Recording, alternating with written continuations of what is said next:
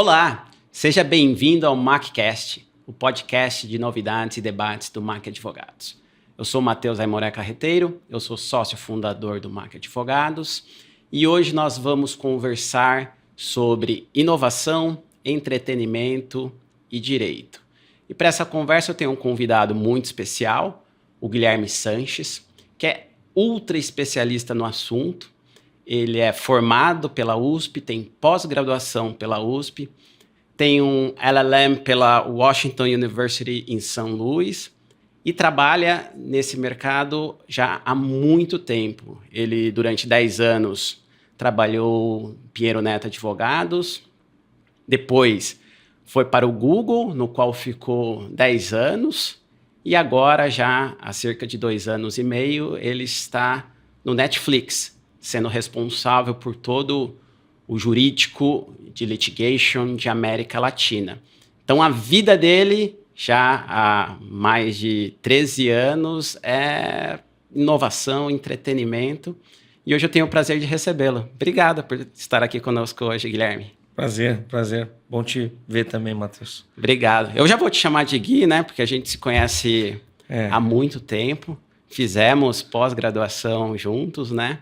Acompanhei de perto todas essas etapas da sua vida, da sua caminhada. Tem muita coisa legal e eu acho que a ideia aqui é compartilhar um pouco com os nossos ouvintes, principalmente porque a área de inovação está sempre objeto de muitas dúvidas, né? Uhum. E eu acho que quem vive isso de verdade consegue passar uma perspectiva bastante interessante. Eu quero começar, mas eu vou começar bem pro começo, né? Você era advogado de contencioso e ficou durante muito tempo... Isso, era e é advogado de contencioso. Ficou muito tempo no Pinheiro Neto, advogando na área de arbitragem e contencioso, mas principalmente arbitragem, né? E resolveu migrar do in-house, do advogado externo para o advogado in-house. Eu queria começar um pouco por essa parte, né? Assim, você falou, eu sou advogado de contencioso. Como que é isso, advogar no escritório, advogar em contencioso, em empresa? O que passou na sua cabeça? Falou, poxa, eu quero continuar fazendo o que eu faço, mas num ambiente diferente. Como que foi isso? Conta um pouco pra gente. Olhando em retrospecto é interessante, porque quando você está no momento, não é que você faz uma avaliação muito profunda. Pelo menos no meu caso eu não fiz, né? Nossa, minha carreira vai ser estruturada assim ou assado, eu vou ter uma carreira no escritório. Eu acho que eu sempre fui atrás das oportunidades e também de sonhos, né? Do que eu queria fazer, e acho que o Pinheiro Neto foi... talvez o maior divisor de águas na minha vida profissional, a maior chance que eu tive, um menino lá saindo da Vila Matilde, na zona leste de São Paulo, nunca tinha vestido um terno direito, cheguei lá, era um mundo completamente diferente. Então, para mim, isso eu me encontrei com o mundo do direito ali. Você está na faculdade, você acha que você vai ser juiz ou promotor, ou né, alguém que saiu de um vestibular difícil, eu achava que, bom, eu vou prestar um concurso e a minha vida vou estar muito bem. Mas aí a advocacia parece que começa a te trazer perspectivas diferentes, né? Então, eu acho que desde esse momento eu consegui me apaixonar pelo contencioso. Também não sabia o que eu ia fazer. As pessoas viram meu currículo lá e falaram: você vai trabalhar na equipe do Gilberto Juste. Tá bom. E aí é isso. Então é um pouco...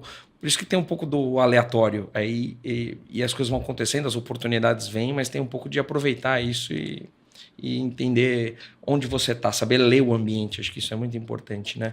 E acho que lendo o ambiente, né, quando eu já estava lá, estava para virar advogado sênior, de repente veio uma oportunidade para fazer uma entrevista no Google, e não é que eu planejei isso, e nem fazia as coisas que o Google fazia, até porque não tinha nem marco civil da internet, era um outro momento. Mas de alguma maneira o fato de trabalhar com arbitragem, com clientes estrangeiros, com processos complicados e num contencioso muito especializado, estratégico, acho que isso na época chamou a atenção da turma do Google, e aí posso falar da Fabiana Siviero, que foi a minha primeira chefe lá, a pessoa que me contratou, e que acho que viu esse potencial. A história é engraçada, porque eu fui fazer entrevista, eu nem me preparei direito. É aquela, talvez um pouco de arrogância juvenil ou falta de noção, como você queira chamar.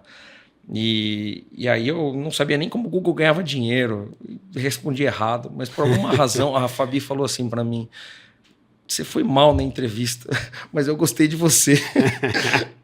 Então eu te prometo que você vai gostar desse trabalho, mas você vai precisar se preparar para as próximas. E eu acho que aí ela também ativou uma chavinha na minha cabeça que tá bom, eu vou me preparar. Legal, legal. E aí esse é um dos pontos que eu queria talvez trazer inicialmente, porque é muito comum a gente ver transições de carreira quando a pessoa está infeliz. Ah, pô, por que você saiu do Pinheiro Neto e foi pro Google? Pô, eu tava infeliz no Pinheiro Neto.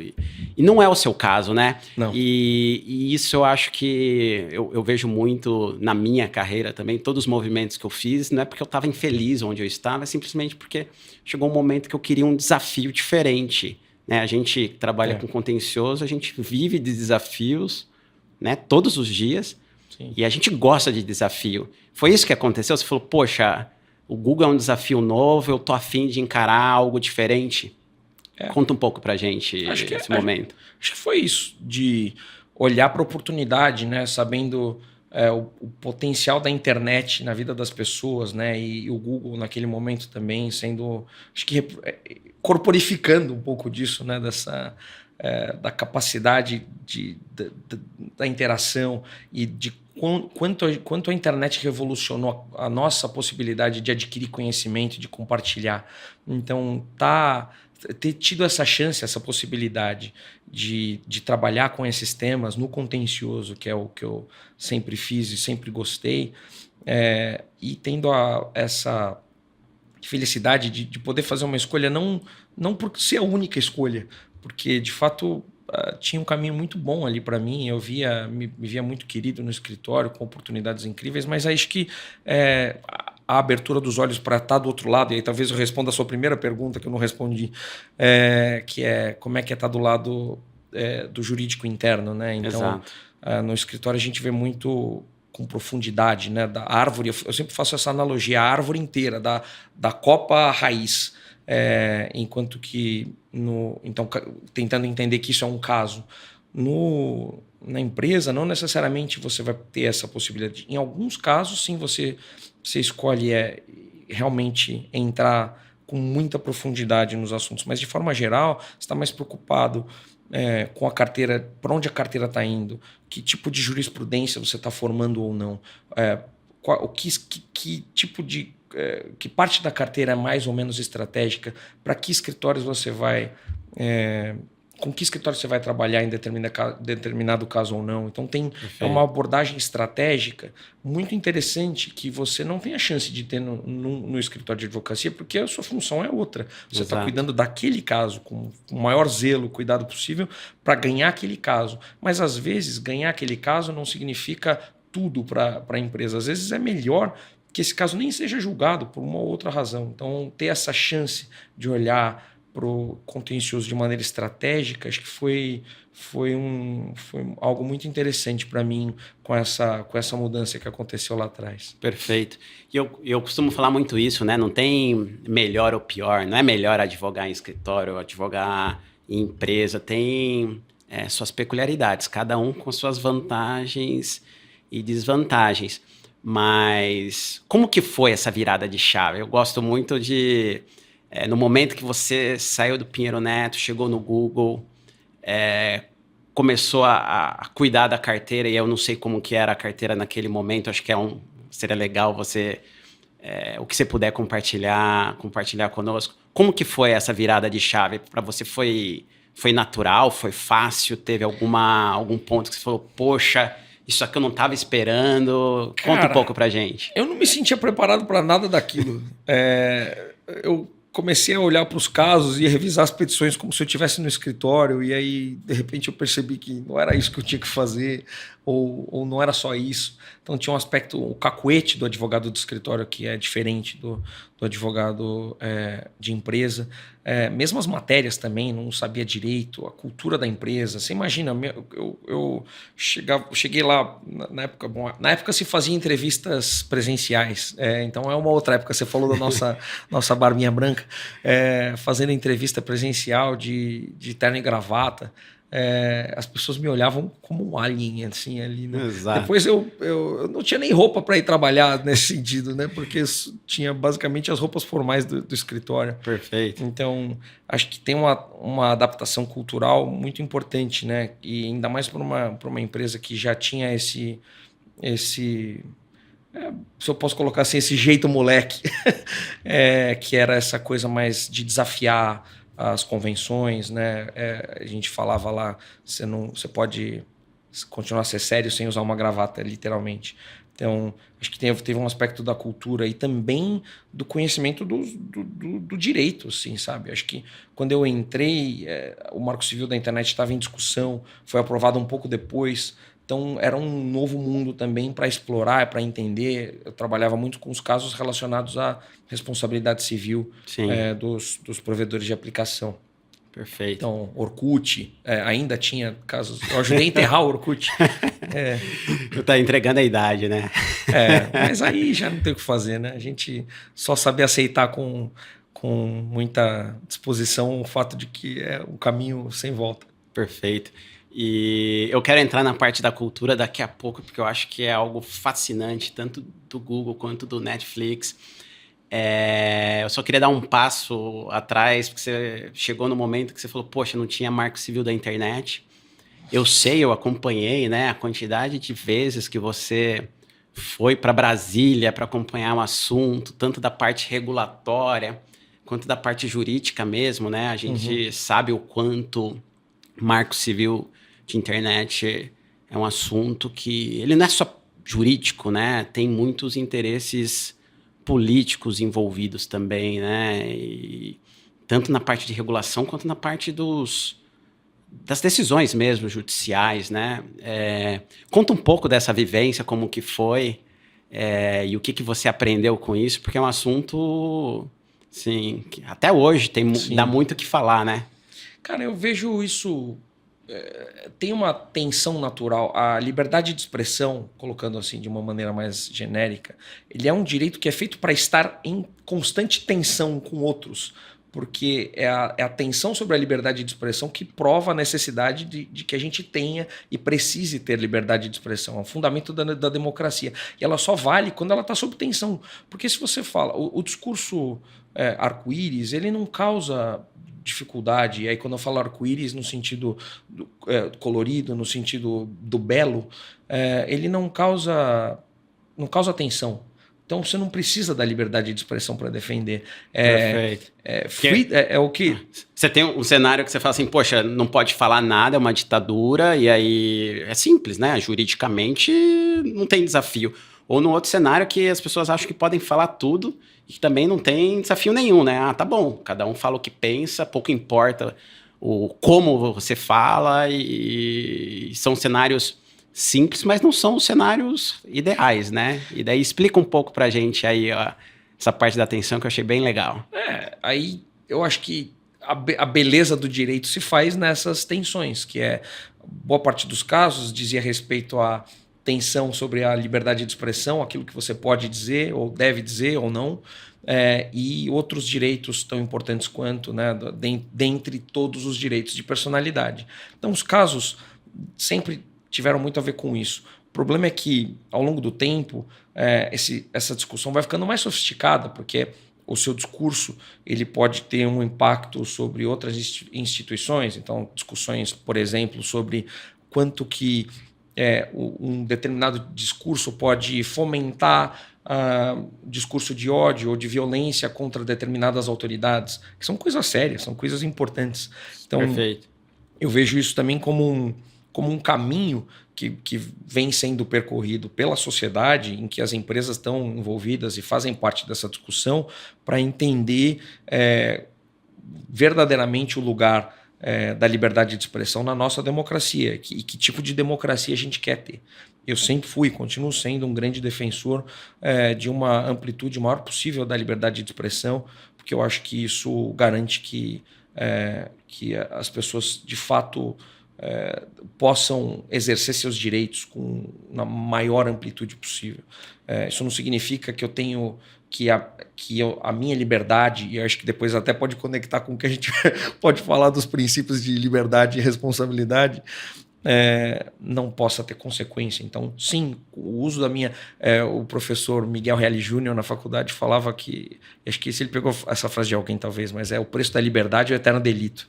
Que sim, porque nós temos liberdade, a gente tem... Isso faz com que o delito seja inevitável. As pessoas vão usar da sua liberdade para violar outras regras. Então, eu acho que na internet, assim como na vida, no mundo normal, e assim as regras no final são as mesmas, eu discordo que a internet seja uma terra sem lei, sempre discordei disso, não é. E já não era na época pré-Marco Civil. A diferença é que você precisa olhar para as leis e ver como é que elas se encaixam na interação das pessoas. Mas se eu te difamo, se eu falo mal de você, se eu te calunio, falo que você cometeu um crime, eu posso fazer isso na sua frente, posso fazer isso usando um megafone digital, dá no mesmo. Por carta, por sinal de fumaça. O crime é o mesmo. Exatamente. Ou a internet. Exatamente. Talvez a diferença é que na internet, aí eu acho que todos... É muito comum, né? Lugar comum falar que na internet algumas pessoas se acham, né, blindadas, porque tá atrás de um computador, elas se sentem na liberdade de fazer coisas que às vezes elas não fariam no tete-a-tete, né? Mas isso não significa que não exista a regra e que a regra não seja cumprida, né? Mais do que isso, quando você retira a responsabilidade individual e empurra ela para uma empresa, por exemplo, você de alguma maneira vai reforçar essa noção de irresponsabilidade, porque, enfim, se eu posso difamar alguém, quem vai pagar por isso é o provedor do conteúdo que está hospedando ou armazenando isso. Qual é o meu risco? Nenhum. Então, é muito melhor você um sistema em que as pessoas têm de fato risco e o bolso delas vai pagar, ou até com a liberdade, se elas cometerem algum crime, por aquilo que fizeram. A responsabilidade individual deveria resolver. Legal. Eu nunca tinha pensado sobre essa perspectiva que é bem interessante. E eu sei que você fez LLM nos Estados Unidos, então você também estudou um pouco de direito constitucional americano e, naturalmente, você trabalhou durante muito tempo numa empresa cuja raiz é americana. Você acha que a gente, em termos de regulação da matéria, de marco civil de internet, de liberdade de expressão de um modo geral, você acha que a gente está muito atrás do que existe nos Estados Unidos? Você acha que é só um animal diferente? Como que você vê um pouco o estado da coisa nos Estados Unidos, no Brasil, e como que a gente se adapta a isso? Cara, eu acho que o mais importante é a gente olhar para os nossos problemas, para começar. Tá. Então, a sociedade americana ela foi estruturada a partir de um outro patamar, um federalismo que começou a partir de estados realmente independentes. O nosso federalismo é o contrário, só para dar um exemplo da diferença da formação da nossa democracia. Perfeito. Então, eu acho que a gente tem... O Marco Civil, para mim, foi um grande exemplo de uma lei... A boa jabuticaba, a boa lei tupiniquim, no sentido de que a gente desenvolveu algo que não o Communications Decency Act, se eu não estou enganado, que é o nome da lei americana. Também não é a lei europeia, a lei não foi abolida, ela está lá. É uma lei que procura equilibrar diversos aspectos e que não deixa de responsabilizar as pessoas ou as empresas por situações em que, de fato, tem uma violação de direito. Eu acho que é muito mais o pressuposto de começar com a proteção da liberdade e coibir abusos de uma maneira sistemática e usando o melhor terceiro nessa história toda, que é o Poder Judicial. Perfeito. Que é o Poder Judiciário, né? Acho que essa é a beleza dessa solução. Então, não acho que a gente está atrás.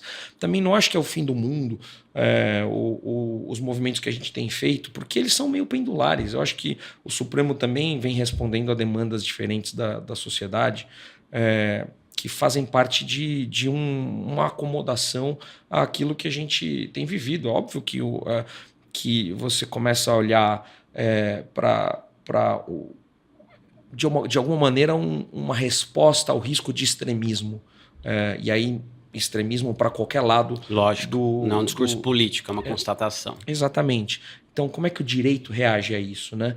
Eu entendo esse movimento. Então, eu acho só que a gente precisa sempre lembrar dos fundamentos, lembrar que a liberdade de expressão continua sendo um fundamento da democracia, lembrar do devido processo legal. A gente que trabalha com contencioso nunca pode esquecer que essa é a base de tudo, é a razão da nossa existência como advogados de contencioso. É por isso que a gente está lá, para garantir que o devido processo legal aconteça sempre. Porque se não tiver isso, aí é barbárie. Daí não precisa da gente. Perfeito. Muito legal. E tudo isso que você falou me leva a um ponto que eu queria explorar um pouco com você. Como que fica o papel do advogado interno, né? Diante de empresas que inovam, diante de empresas que o seu cliente interno, né, que é o cara do comercial ali, ele está sempre pensando em formas de fazer diferente, de fazer melhor, de explorar caminhos não explorados antes, né? É da natureza de empresas que inovam. Sim. Senão ela não seria uma empresa inovadora, ela seria uma empresa, sei lá, tradicional, usando nomenclatura talvez não muito técnica, mas é muito fácil aquele jurídico de antigamente que ia virar pro comercial, pro cliente interno dele e falar assim, não faça isso. Mas a gente sabe que não é assim que funciona, né? A razão de existir da empresa é estar ali desafiando o status quo o tempo todo. Como que você se viu nesse papel ali? Pô, eu tô dentro da empresa, eu sou o jurídico, eu tenho que aconselhar qual que é a melhor aplicação da lei e, ao mesmo tempo, navegar em mares nunca antes navegados, né? Como que é esse papel? Cara, é interessante essa pergunta, porque também vem de uma evolução ou de uma transição de um papel em que você naturalmente tende a ser mais conservador. Então, por exemplo, no escritório, muitas vezes o seu papel é olhar para todas as opções, mas você não toma as decisões de negócio. Quem toma é a empresa. Então, você tem uma expectativa de profundidade, uma expectativa de entender os riscos, mas uma certa desconexão com a tomada de decisões. Na empresa, não tem essa desconexão, porque no final é a gente tomando as decisões e você é parte de uma engrenagem de um negócio. Né? Tá ali do seu lado, o cara que está tomando a decisão senta na cadeira do seu lado e ele fala, poxa, eu preciso tentar algo diferente, eu preciso fazer a empresa crescer, dar lucro, eu quero, né, ajudar as pessoas de forma diferente. E aí? Você, como advogado, quer isso também. Perfeito. Eu acho que você se torna cada vez mais parceiro do negócio, parceiro dos colegas que estão pensando fora da caixa, se é para usar essa expressão. Boa. Então, eu acho que você passa a sair de um lugar de aversão extrema a risco, de certeza, né? Aquela posição de, não, eu vou agir quando tiver certeza. E navegar pela incerteza com um pouco mais de conforto, que é assim, eu não tenho certeza do que vai acontecer, os riscos existem, pode dar errado, mas a gente está mirando para um alvo aqui que faz sentido do ponto de vista do negócio e também faz sentido do ponto de vista do direito, né? Que você está recomendando para o seu cliente. Hoje eu só tenho um cliente, né? Eu continuo sendo um advogado de contencioso que a única diferença é que eu tenho um cliente só para cuidar e que é representado por vários clientes internos. E mais do que isso, né? Você só tem um cliente, você tem um cliente que você conhece muito bem. Uhum. Você conhece onde ele quer chegar, você conhece de onde ele veio, você sabe como que as pessoas pensam. Eu acho que isso torna o papel do advogado interno realmente um parceiro do negócio num nível que um advogado externo, a não ser que trabalhe com a empresa há muito, muito tempo, ainda assim é difícil de chegar, né? Você consegue ter isso porque você está ali vivendo as dores em tempo real, né? Isso é fato. E acho que a gente está muito mais buscando como fazer do que forçar o não, sabe? Então, perfeito. Às vezes a resposta é não. mas para chegar nela tem que ter uma abordagem de curiosidade. Acho que essa é uma das características que você precisa adquirir para trabalhar num ambiente como esse, de pausar. Não responde não primeiro, né? Se você não sabe ou nunca viu, não diga não. Diga, vou pensar, ou como fazer. Exato. E aí o que eu queria pegar esse gancho, né, do advogado interno como parceiro do negócio, naturalmente você trabalhou no Google, que eu acho que é uma empresa super inovadora, e depois você foi para o Netflix, que também é uma empresa super inovadora. O que você viu de diferente de um lugar para o outro, ou nesse sentido é parecido? Conta um pouco para a gente dessa nova mudança. Tem coisas parecidas, eu acho que ambas vêm dessa raiz de empresas de inovação na Califórnia, um ambiente de muita ebulição em relação à tecnologia. Então eu acho que a transição, essa primeira transição de escritório para empresa foi um pouco mais brusca e levou mais tempo.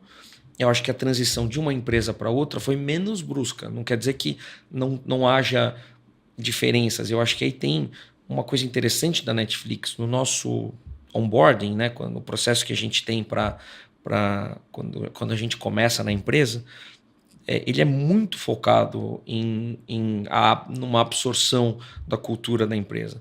Então, por muito tempo, a ideia é que você leia os memos de cultura, leia os objetivos estratégicos da empresa, tenha tempo para se acostumar com aquilo que é a realidade. E eu via, por exemplo, um acesso gigantesco às informações.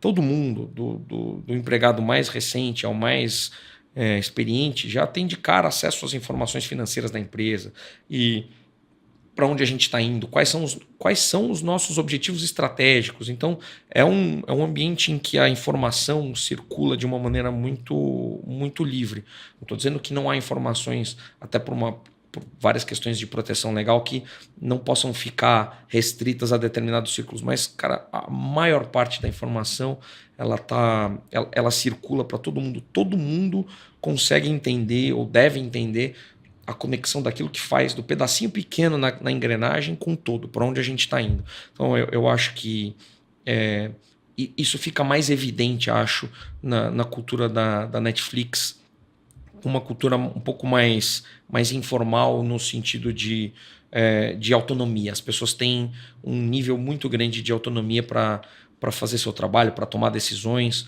Então, lógico que isso exige muita coordenação, mas é um lugar que tem essa característica. Muito legal. Eu quero entrar nessa parte da cultura que eu acho que é sensacional, né, da Netflix. Mas um pouquinho antes, me fala um pouco, assim, você como advogado interno, né, responsável pelo litigation, e hoje você é responsável pelo litigation do México ao Chile, né, América Latina inteira. Sim. O que você vê de diferente do que você via? E aí eu acho que no Google, sei lá, talvez o marco civil da internet tenha sido o maior desafio que você passou no Google. E daí você pode me corrigir se eu estiver errado. Na Netflix agora, qual que é o maior desafio que você vê? E aí pode ser tanto interno de Brasil ou de América Latina. Como que você vê em termos de desafio, né, para o seu dia a dia, essa transição, e o que você acha que mais impactou? Cara, são coisas diferentes porque num ambiente em que você está basicamente lidando com conteúdo de terceiro, que é, por exemplo, uma plataforma como o YouTube. Ela hospeda e abriga conteúdo de milhões de pessoas. No caso da Netflix, é um conteúdo com curadoria, né? Então, é um conteúdo que é selecionado especificamente e que tem por trás toda uma estratégia. Quando vai entrar determinado mês, o que tipo de...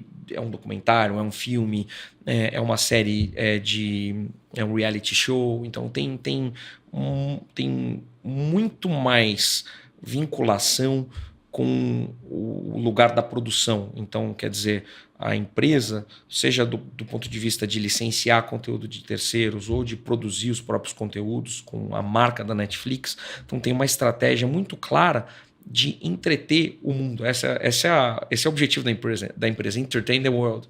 Então, eu acho que eu consigo hoje, por conta até do objetivo da empresa, me entender nesse lugar que eu hoje não estou brigando pelo direito de terceiros ou de quaisquer pessoas de exibirem o conteúdo delas numa plataforma. Eu estou brigando, nos casos, pelo meu direito de ter o meu próprio discurso na minha própria plataforma e de conservar minha liberdade artística, por exemplo. Então, várias das brigas que existem aqui têm a ver com divergências das pessoas que eventualmente aparecem num documentário, acham que precisariam ter dado uma autorização, e eu estou dizendo, não, nessa situação específica, a lei não exige nenhum tipo de autorização, e mais, isso é um conteúdo de interesse público. Perfeito. Enfim, então eu acho que esse é um aspecto. Outro aspecto é, de fato, expandir a atuação para o restante da região, com constatações interessantes, que tem muitas semelhanças. Claro que as leis de cada país são diferentes, você tem questões diferentes, mas no final das contas tem muita coisa parecida do ponto de vista de como os demais países da região tratam os direitos de personalidade, por exemplo. Então, eu acho que tem uma aprendizagem aqui que é o que me fez chegar até aqui, ou seja, o que eu aprendi de direito brasileiro, me ajuda a entender o direito mexicano, naquilo que importa para o que eu faço. Perfeito. Eu tenho a pretensão de entender o direito mexicano, até por isso a gente trabalha também com advogados no México.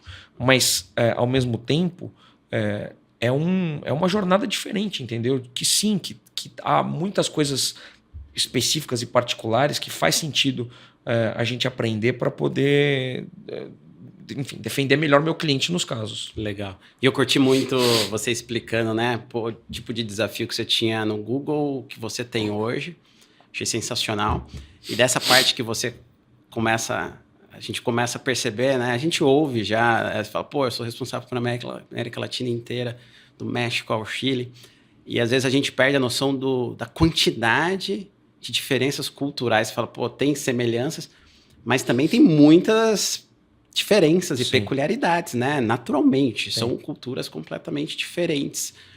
Geograficamente, a distância é enorme, né? Se a gente pegar lá desde do México ao Chile. E como que é para você administrar todas essas diferenças? O Brasil, ele é mais litigioso que os outros países?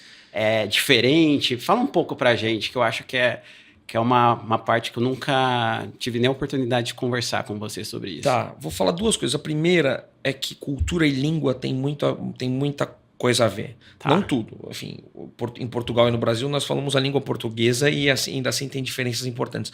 Mas a primeira coisa que eu fiz, eu não falava... Meu espanhol era muito ruim. Então a primeira coisa que eu fiz eu preciso aprender a falar espanhol, porque os meus colegas advogados externos e os colegas internos podem se expressar muito melhor na língua deles, assim como eu consigo me expressar melhor no meu idioma.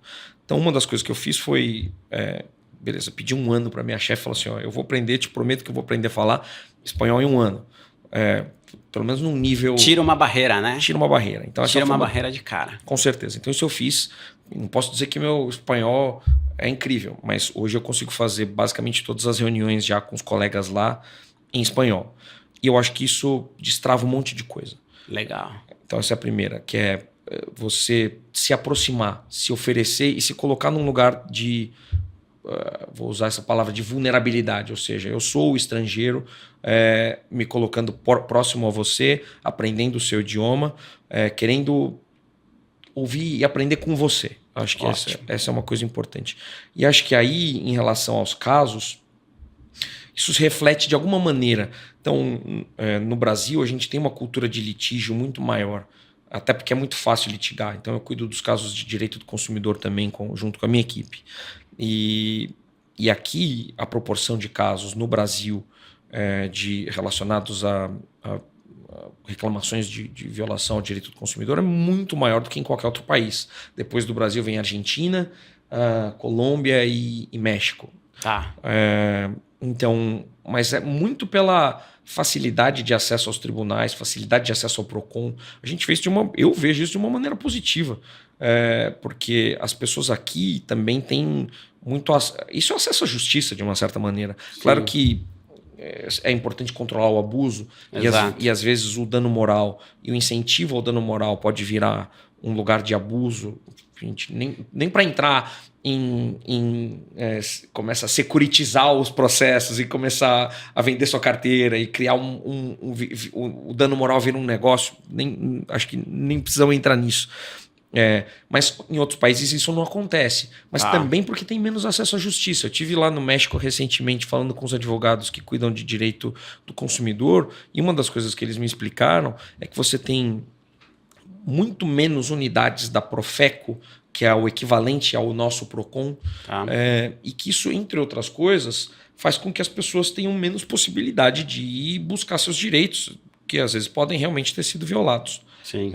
Então eu vejo aqui essa é uma diferença. A gente é mais litigioso também porque tem um acesso facilitado à justiça, também porque tem outros incentivos que não necessariamente são os melhores, mas em termos culturais eu vejo até bastante semelhança assim, nesse sentido, sabe? De estrutura judicial e de como a gente vai abordar os juízes, de despachar. Os americanos acham um absurdo, né? A gente despachar com o juiz sem a outra parte. Mas isso acontece na Argentina, acontece no México, acontece aqui. Então, da nossa tradição, isso é algo totalmente natural. Aceito. E você vê nessa parte que você falou, poxa, eu consigo ver que no Brasil tem mais litígios do que os outros países da América Latina, muito facilitado pela justiça gratuita, né? Por um lado é bom, porque o direito do consumidor, de um modo geral, a gente vê, né, muito mais fortalecido. Por outro lado, tem um custo, né? Toda vez que, sei lá, o consumidor teve o problema que ele não conseguiu acessar a conta dele 2 dias, ele paga sei lá quantos reais por mês e resolveu pedir o reembolso dos 2 dias, não sei. Sim, você deve ver litígios que, sob o ponto de vista do negócio, assim, o custo para litigar aquilo perto do que está sendo pleiteado deve ser completamente desproporcional. Completamente desproporcional, né? Como que vocês fazem para lidar com isso na prática? Tenta resolver antes de ser levado ao judiciário? E aí eu trago o gancho de um podcast antes, que eu já gravei, inclusive com o nosso amigo, com o Giovanni Ravagnani. Sensacional. Ele até falou durante o podcast aqui, falou, pô, você tem que chamar o Gui aqui para vir falar o Sancho, né? Com você, o Sancho. Mal sabia ele que eu já tinha convidado, você já estava aí no nosso pipeline para conversar. Uhum. E ele falou a mesma coisa, ele falou assim, tem cara que nem tenta resolver o assunto comigo, ele não manda um e-mail, ele não entra no site, no mesmo lugar, do jeito que ele comprou, ele não litigar é tão fácil que ele já vai direto para o judiciário. Assim, tem isso também na sua prática? Tem, é muito comum. E uma das coisas que a gente vê nós temos modéstia à parte, um serviço de atendimento ao consumidor muito bom na Netflix. A quantidade de percentual de resolução das demandas é enorme. Até porque nós somos um serviço que é baseado em assinatura. E a gente quer continuar a entreter as pessoas e mantê-las interessadas por aquilo que a gente oferece, pelo serviço de entretenimento que a gente oferece. Lógico. Então tem um aspecto de aproximação e cativação do cliente que, cara, se ele tem um problema, a gente quer resolver. A gente quer que ele fique feliz com a Netflix. Então, esse é um aspecto que boa parte das pessoas que foi reclamar direto no PROCON ou pior, né, direto no Poder Judiciário, poderia ter tido os assuntos resolvidos. Às vezes não, às vezes é uma divergência fundamental. Por exemplo, a pessoa reclama a respeito das regras de compartilhamento de conta, que você pode, né, as regras, os termos de uso da Netflix, você pode usar o serviço, você e as pessoas da sua família, da sua casa, né? Desculpa, casa. Que morem com você. Você e as pessoas que morem na mesma residência. E que agora você não pode compartilhar com a sua sogra que mora em outra casa. Para fazer isso, você pode até comprar uma assinatura para ela. Mas esse é o tipo de coisa, e por que eu estou falando disso? Porque aí a gente está brigando por um princípio. Então, por mais que o valor da causa ele não seja necessariamente compatível com o que a gente vai gastar no caso, mas aqui a gente é uma discussão que vai além disso, né? É uma discussão que diz respeito ao nosso direito de moldar o serviço de acordo com aquilo que a gente entende que é o correto, né? E que aquilo que faz sentido. Então, essa é uma coisa. Agora, em vários casos, acho que a gente acredita que tem...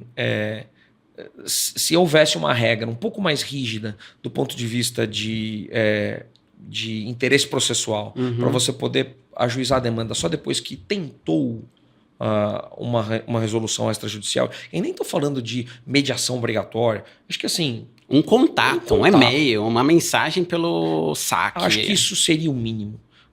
Porque, de fato, você movimenta o poder judiciário. E eu estou falando dos custos que a gente tem aqui. E do judiciário. Mas é isso. A sociedade está pagando. Todo mundo está pagando Sim. por isso. Então, acho que seria uma medida certamente de moderação aí da litigiosidade, sem prejuízo para o consumidor. Muito legal. E eu acho que durante aqui a nossa conversa você falou bastante sobre cultura, né, do momento inicial. É um ponto que eu acho fascinante do Netflix, né? Eu falei para você já antes da gente entrar aqui, um livro que eu fui ler sem pretensão nenhuma. Eu achava que era potencialmente um livro que o CEO do Netflix estava lá contando vantagens de como ele é maravilhoso e criou uma empresa maravilhosa, que não tem nenhum problema quem faz isso, mas eu achava que era um livro nessa linha. Fui ler, né, o No Rules, do Reed Hastings, do CEO da Netflix, e eu fiquei encantado com o livro. Foi um livro que realmente eu achei que tem muitos insights valiosos, principalmente para alguém como eu agora, né, assim, empreendendo, né, com o seu negócio, podendo aplicar algumas ideias que ele colocou ali no dia a dia do escritório, e eu achei que tem muita coisa bacana ali, e eu acho que isso tudo casa muito com o que você falou um pouco antes, falou assim, poxa, a gente entra lá, a gente vai ler memo, a gente vai ter uma imersão na cultura da empresa, que é um pouco que a gente vê ele falando no livro, e que você, né, o que você falou reflete muito o que a gente viu. Como que é isso, assim? Como que... O que você vê de diferente, você vê de bacana culturalmente do Netflix? Eu acho que essa valorização... Bom, algumas coisas. Tem uma coisa que está bem debaixo de um guarda-chuva do tal do Dream Team, que sempre isso me incomodou um pouco. E quando incomoda, eu acho que é o tipo de coisa que você tem que olhar. Porque a gente, no memo de cultura e mesmo no livro do Reed, fala que nós não somos uma família, nós somos como uma equipe profissional de esportes, em que você quer ter as principais peças, os principais jogadores que trabalhem em harmonia, mas que não é necessária uma relação de parentesco, de proximidade, é uma relação de proximidade profissional. E depois que você trabalha por muito tempo em diversas organizações, cara, é difícil, porque você vê seus amigos, seus companheiros de trabalho, quase que como família também, assim. Você vê você cria essa proximidade, mas acho que o que a Netflix te desafia é dizer, olha, a gente está montando, a ideia é que você esteja cercado das melhores pessoas para fazer aquele trabalho. Se aquele trabalho desaparecer porque a gente mudou de área, é possível que essas pessoas já não façam mais sentido para que elas fiquem lá para você fique lá. Então você tem que ter outro aspecto desse altruísmo, né? Selflessness, que é a capacidade de identificar a tua própria, quanto que você está ou não olhando para o seu próprio interesse, o interesse da sua equipe, em vez de olhar para o interesse da Netflix, do interesse da empresa. Que é difícil você fazer essa separação, mas ao mesmo tempo, quando você começa a olhar para isso, você começa a ver o poder que isso tem do ponto de vista de formatação das melhores equipes, de fato criar um time vencedor, que precisa enfrentar uma concorrência muito, muito difícil. Você está concorrendo, no final, pela atenção das pessoas, pelo tempo delas. Se ela vai decidir ou não parar durante 50 minutos, 40 minutos para assistir a um episódio de uma série. Olha o valor disso, né? Então, para você poder oferecer, para você poder capturar esse tempo de atenção de alguém, e oferecer para ele algo tão interessante a ponto dele destinar 50 minutos do dia dele para assistir um episódio de uma série, o trabalho que tem por trás é gigantesco. Legal. E eu odeio a ideia de empresa como família, porque eu tenho a impressão que isso é utilizado para, em alguns ambientes, talvez até tóxicos, segurar funcionários, segurar o talento. Fala assim, não, tipo, poxa, aqui é uma família, então assim, mesmo eu te pagando mal, mesmo você não sendo feliz aqui, fica. Porque você não pode sair da família, né? E é isso que é família. Eu não vou abandonar nunca. Eu, graças a Deus, tenho um ótimo relacionamento com a minha mãe, com meu pai, com meu irmão. Mas mesmo se eu tivesse um péssimo relacionamento, família é família, você não vai abandonar, né? Você não vai abandonar sua mãe, seu pai, seu irmão, porque é família. Ambiente de trabalho, não. Né? Assim, a família não se demite pessoas no ambiente de trabalho. A pessoa, se não performa, tem que ser desligada. Óbvio que todo respeito, com todas as oportunidades que tenham que ser dadas. E eu acho que isso o livro enfatiza muito, né? Quando ele entra na conversas transparentes, não é para a pessoa ser surpreendida, mas a questão de, poxa, somos família, então pouco importa se você performa bem ou mal, você vai ficar aqui. Eu acho que isso daí já foi um momento do livro que eu falei, pô, é exatamente isso que eu acredito como profissionalismo, né? Tem um poder muito grande nisso, né? Eu sempre digo que, cara, o maior presente que você pode dar para as pessoas é a verdade. Assim, às vezes é dura, né? E é a sua verdade também, né? Não quer dizer que você vai dar um feedback para a pessoa, ela vai receber isso como a sua percepção da realidade. Mas ainda assim, entre fazer isso e não fazer, e que a pessoa fique no escuro, então acho que essa é uma das coisas poderosas da cultura da Netflix, essa coisa do feedback direto, honesto, frequente, como uma ferramenta, um presente que você pode dar para as pessoas, por mais que seja difícil, mas depois que você começa a exercitar essa habilidade, né? Você começa a praticar, fica mais fácil, porque as pessoas estão predispostas a ouvir aquilo que você tem a dizer, de dizer, olha, eu não gostei do que você fez, por isso, eu esperava tal atitude, não foi aquilo que eu esperava, e o impacto que isso causou em mim foi esse. E quando você cria uma rotina disso, não é que, sim, também não é que está um tempo inteiro dando feedback para as pessoas, mas criar um espaço em que isso seja realmente cultivado, isso tem um poder muito grande de sanitizar as relações também. Você falou de família, às vezes é aquela coisa, aquele rancor que fica por trás de alguma relação, que você não fala as coisas porque também não quer deixar aquela pessoa que você ama numa situação ruim. Se você trata as pessoas com verdade, sanitiza as relações de um jeito que, beleza, vamos organizar e vamos corrigir, no longo prazo é muito melhor. Perfeito. Eu acho que você já entrou num segundo ponto que eu queria tocar, que ele aborda, acho que de uma forma muito legal no livro, que é ser transparente, né? Primeiro ele fala, poxa, aqui não tem... Obviamente que tem informações sensíveis que naturalmente precisam ser protegidas, mas é um ambiente com muita transparência. E é um ambiente com muita transparência nas relações também, né? O que você acabou de mencionar. Ele enfatiza muito isso no livro, né? Tipo, todo mundo dá feedback, inclusive para ele, né? Assim, poxa, as pessoas se sentirem num ambiente seguro para poder chegar e falar para o CEO, poxa, eu não concordo que a gente está indo por esse caminho, eu acho que a gente tem que fazer diferente. Isso é um aspecto que só funciona numa cultura que vem de cima para baixo, que ele aceita esse tipo de feedback, Sim. que outras pessoas aceitam.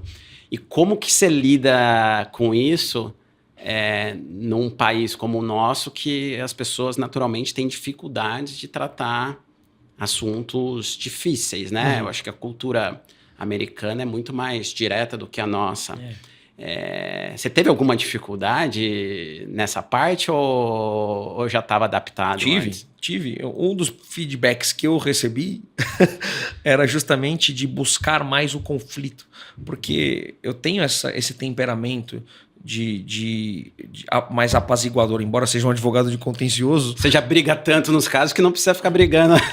E de achar o meio termo, mas ao mesmo tempo, às vezes, colocar o conflito é a maneira que você vai chegar na solução de apaziguar, se dá para dizer assim. Então, um dos feedbacks que eu próprio recebi foi esse, de buscar mais e de não temer o conflito. Então, e acho que isso mostra um pouco como a gente deve modelar também as nossas atitudes, né? Uma das coisas importantíssimas é que as lideranças da empresa também procurem exibir a maior aderência possível a esse tipo de comportamento, porque Perfeito. é assim que você modela para o restante da empresa como se comportar de uma maneira próxima, se não integralmente aderente àquilo que são os pilares da cultura. Na prática é sempre mais difícil, porque você está falando de latinos que têm uma dificuldade de olhar no olho e falar assim, olha, você está errado por causa disso. Então, também calibrar a forma. A gente não vai deixar de ser brasileiro, de ser cordial, para usar o termo do Sérgio Buarque de Holanda. Perfeito. Mas a gente faz do nosso jeito, faz dar certo. Legal. E eu acho que é um pouco isso, né? Cultura é dia a dia, né? Cultura é aquilo que é praticado mesmo quando o líder não está presente. Eu acho que isso só existe porque o líder mostra que é assim que funciona ali, né? Então, essa parte eu acho muito bacana. E daí uma outra parte que eu achei muito bacana, que está relacionada, né? Eu acho que tudo está um pouco conectado. E você percebe que não tem nada completamente deslocado. É muito bacana quando a gente vai caminhando pelo livro e vendo as ideias que ele vai trazendo. Uma outra que está muito conectada com isso é um momento que ele fala assim, pô, a gente tem que dar luz aos nossos erros. Que a gente está aqui o tempo todo tentando inovar, tentando trazer um projeto diferente. Quando dá errado, eu não posso me esconder e guardar, né? Tipo, ter vergonha desse erro, guardar para mim, porque com esse erro a equipe inteira aprende. Então, e aí eu queria ouvir um pouco, né? Como que você tenta implementar isso no dia a dia, ou como que você vê a empresa implementando, que a pessoa que tentou colocar um projeto para frente, ela acreditou naquele projeto, ela dedicou, às vezes, meses da vida dela, às vezes anos da vida dela naquele projeto e, de repente, viu que não deu nada, foi ruim, errou aqui, errou ali, ou achou que, né, teria um tal encaminhamento e não teve. Como que isso funciona na prática? Conta um pouco pra gente. Cara, eu acho que, de novo, se ancorando nos princípios da empresa, de coragem, de transparência e de a gente fala lean into risk, né? Que é essa coisa de vamos tentar coisas inovadoras. E se não der certo, paciência. Acho que tem muito, você perde muito mais por não tentar do que por só andar ali super na linha, né? Perfeito. Então eu vejo isso de uma maneira muito clara, seja quando a gente faz memos de aqueles memorandos para investigar o que deu errado, Tá. E dar luz a essas coisas, fazer reflexões o tempo inteiro, né, sobre o que a gente poderia ter feito melhor. Temos o feedback 360, né? Então tem feedback para todo mundo. Perfeito. E um ciclo anual. Então a gente faz isso com... Assim, acontece o ano inteiro, mas tem um momento do ano em que você para realmente dar e receber feedback. Uma forma mais estruturada. De uma forma mais estruturada. Então eu acho que isso tem muito a ver...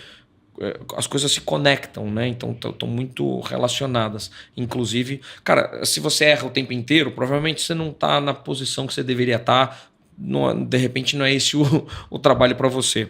E tá tudo bem. O fato de não se encaixar num trabalho não diz nada a respeito da sua capacidade ou incapacidade. Diz que para esse trabalho você provavelmente não serve. Mas não quer dizer que você não possa cometer erro. Se não é um fracassado, significa que talvez você não esteja no fit correto. E talvez você não se adapte àquela cultura. E isso não diz que você é uma pessoa horrível ou nem nada disso. Só... Até porque seria muito arrogante achar que esse é um filtro de ótimas pessoas e dos melhores profissionais. É uma boa tentativa de congregar as melhores pessoas e a gente vê lá realmente uma concentração de talento gigantesca. Isso produz resultados incríveis. Você viu o livro, né? A empresa que começava vendendo DVD, de repente percebeu que o negócio era streaming e depois percebeu que não podia ficar refém das grandes produtoras de conteúdo e começou a produzir. Conteúdo próprio. Entendeu? Então, esse processo de constante evolução parte de uma percepção de que, cara, você pode cometer erro e você vai cometer erros no processo, mas tem que ter coragem para tomar decisão. Sensacional. E aproveitando, então, o seu gancho de coragem, para a gente encaminhar para o encerramento aqui do nosso bate-papo, que está excelente, mas precisamos de um ato de coragem. Agora, uma dica. Ixi. Que a pessoa que está... Eu gosto de terminar dessa forma, assim, a pessoa que está ouvindo esse podcast e fala, poxa, eu quero seguir o mesmo caminho que o Gui seguiu, ou de cultura de empresa, que está numa empresa e você viu algo que, você fala, cara, o que eu vi no Google, no Netflix, faz toda a diferença na minha vida, fez diferença. Que dica você daria profissionalmente aí para as pessoas?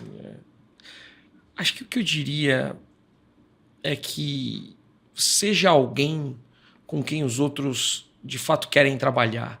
Seja alguém confiável, alguém que... Sabe a pessoa que é ponta firme, que você fala assim, nunca fez isso, mas pode dar na mão esse trabalho na mão dessa pessoa que ela vai fazer? Boa. Porque eu acho que esse é o tipo de gente de quem a gente quer se cercar.